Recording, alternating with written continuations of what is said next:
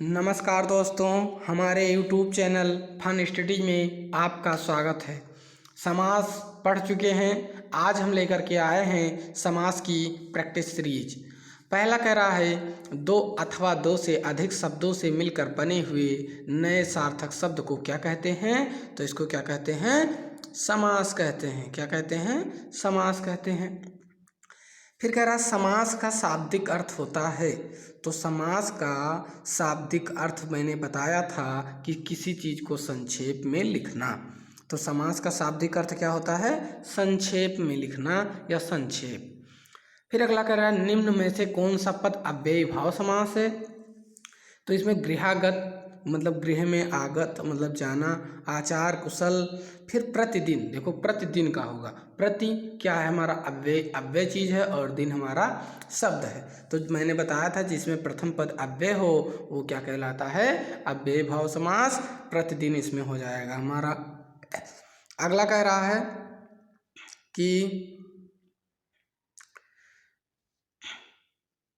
जिस समास में उत्तर पद प्रधान होने के साथ साथ पूर्व पद तथा उत्तर पद में विशेषण विशेष का संबंध भी होता है वह कौन सा समास होता है? तो वह हमारा क्रमधारय हो जाता है। कौन सा? क्रमधारय हो जाता है। फिर कह रहा है निम्न में कौन सा पद? ये तो हो ही गया, इसमें ये क्रमधारय वाला सही था।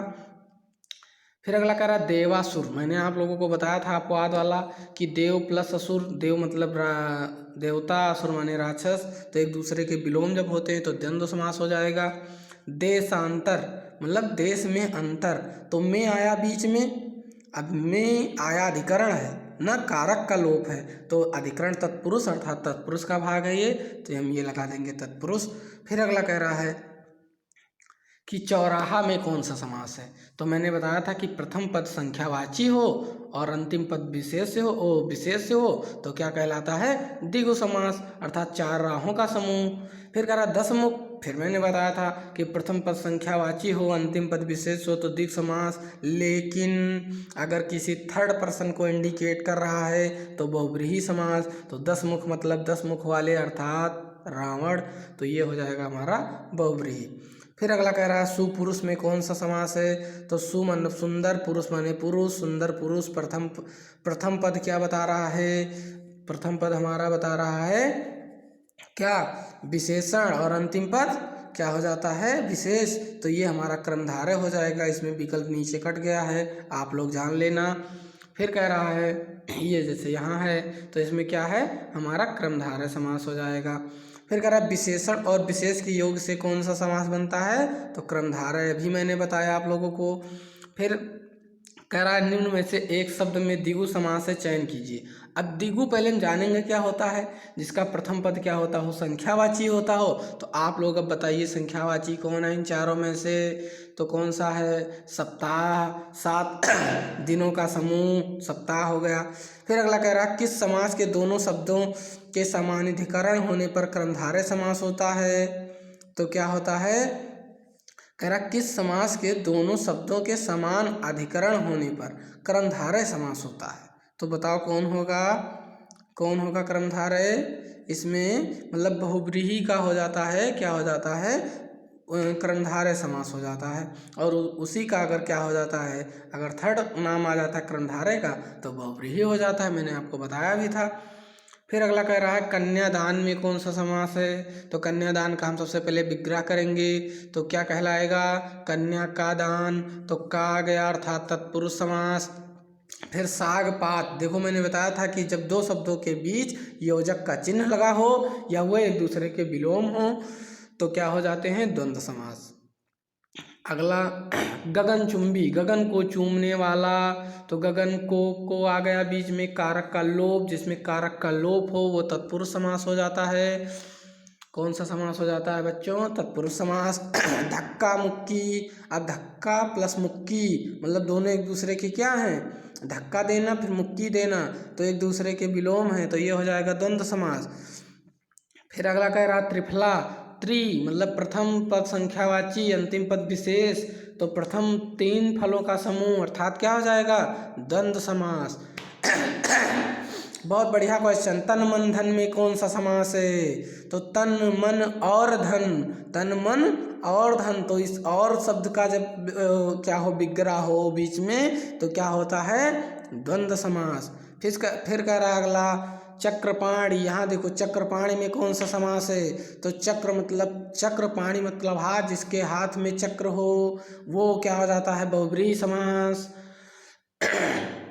खैरा जिस समास के दोनों पद अप्रधान होते हों वहाँ पर कौन सा समास होगा?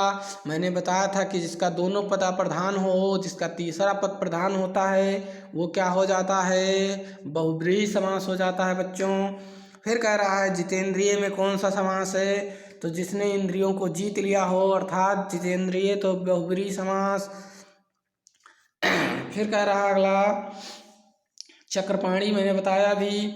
फिर कह रहा पाप पुण्य में कौन सा समास है? मैंने पढ़ा रहे थे वीडियो, उसमें भी बताया था कि पाप का विलोम पुण्य, तो विलोम शब्द आते हैं तो क्या हो जाएगा? द्वंद्व समास हो जाएगा। कौन सा समास? द्वंद्व समास। फिर अगला कह रहा है पंचवटी। पंच माने पांच, वटी मतलब वृक्ष, 5 वृक्षों का समूह अर्थात क्या हो जाएगा? द्विगु समास। क्या हो जाएगा? द्विगु समास। मृग नयनी में कौन सा समास है? मृग मतलब हिरण, नयन मतलब आँख, हिरण के आँख, तो ये कर्मधारय। अगर किसी देवता को इंडिकेट करेगा बाद में देख लेना तो बहुब्रीहि समास, लेकिन वैसे कर्मधारय होगा। फिर अगला कह रहा है वनवास। तो वन का वास मतलब वन में वास या वन का वास, तो ये क्या हो जाएगा? इसमें कारक का लोप हो रहा है, तो हो जाएगा हमारा क्या? तत्पुरुष समास। क्या हो जाएगा? तत्पुरुष समास। फिर पीताम्बर में कौन सा समास है? तो पीला है अंबर जिसका अर्थात विष्णु जी, तो ये हो जाएगा बहुब्रीहि।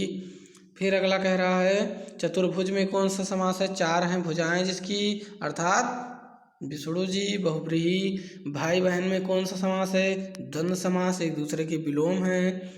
फिर कह रहा है नवग्रह प्रथम पद संख्यावाची है तो द्विगु समास हो जाएगा। क्या हो जाएगा? द्विगु समास हो जाएगा। विद्यार्थी विद्या का अर्जन करने वाला अर्थात क्या हो जाएगा? तत्पुरुष समास, क्योंकि बीच में कारक आ रहे थे। परमेश्वर परम है ईश्वर अर्थात प्रथम पद संख्या विशेषण है, अंतिम पद विशेष कर्मधारय। गौशाला गायों की शाला, बीच में कारक का लोप है, तत्पुरुष समास हो जाएगा। फिर लंबोदर, लंबा है उदर, उदर माने पेट, जिसका पेट लंबा हो अर्थात क्या होता है? गणेश जी, तो क्या हो जाएगा इसका? इसका हो जाएगा बहुब्रीहि। देश प्रेम, तो देश का प्रेम ना, या देश के लिए प्रेम, तो के लिए क्या है? कारक है, तो ये क्या हो जाएगा? हमारा तत्पुरुष हो जाएगा। क्या हो जाएगा? तत्पुरुष हो जाएगा। फिर कह रहा है अव्ययी भाव समास का एक उदाहरण यथाशक्ति का सही विग्रह क्या होगा? तो इसका हो जाएगा यथा जो शक्ति नहीं, जितनी शक्ति, शक्ति के अनुसार, तो ये हो जाएगा हमारा शक्ति के अनुसार हो जाएगा, शक्ति के अनुसार अर्थात ये। फिर कह रहा पाप पुण्य, मैंने बताया ही इसमें द्वंद्व होगा। फिर अगला देख लेना द्विगु समास का उदाहरण, तो द्विगु का क्या होता है? यह हो जाएगा क्या? त्रिभुवन, त्रिभुवन, क्योंकि चतुरानंद तो वो हो जाएगा ना, चतुर है आनंद जिसके, तो ब्रह्मा जी, लेकिन ये त्रिभुवन। फिर इसमें कौन सा द्वंद्व समास का उदाहरण है? तो द्वंद्व का कौन सा है? रुपया पैसा, यहाँ पर हो जाएगा रुपया पैसा। फिर वहाँ पर जिस समास में दोनों पद, ये तो मैंने बता ही चुके, जितेंद्रिय भी बता चुके, तो आपको अच्छे से वीडियो समझ में आ गई होगी। और अब अगली वीडियोज आप लोगों के लिए रस का आएगी या संधि की आएगी, जैसा आप लोगों की मांग होगी कमेंट करके बताइएगा कि आपको रस पहले पढ़ाएं कि संधि पढ़ाएं। धन्यवाद।